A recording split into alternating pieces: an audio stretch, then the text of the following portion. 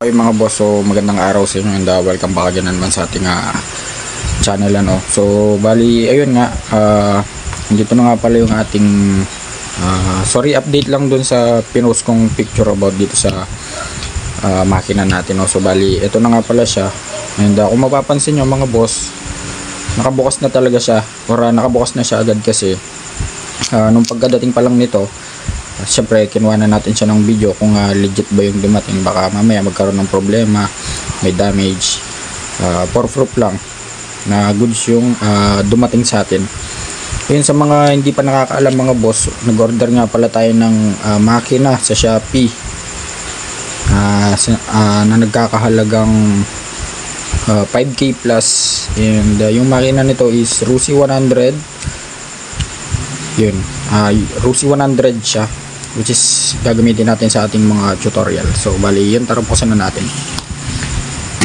And ito nga pala yung mga accessory niya mga boss. Meron na siyang cambio dito, yung gear shifter. Meron na din siyang ignition coil. Tapos ano pa ba itong nandito, yung kick nya.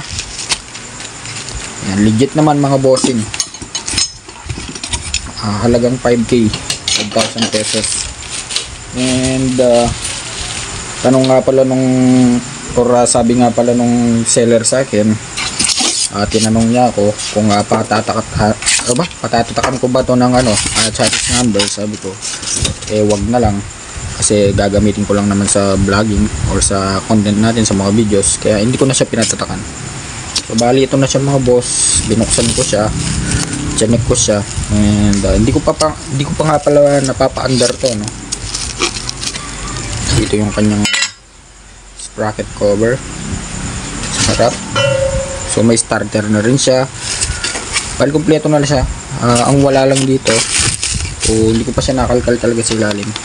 So sa palagay ko, kung wala lang dito is yung kanyang CDI para umandar, which is yun yung kailangan din natin mga bossing. Pero po-provide na rin natin yun.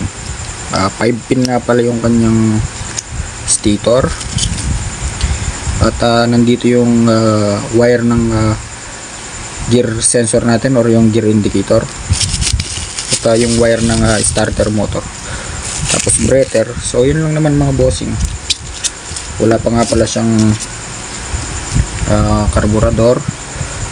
Yun, so abangan natin to. 97 cm3 or cubic centimeter. So paanda rin natin to mga boss. Yun, stay tuned lang, update lang naman to. Alright.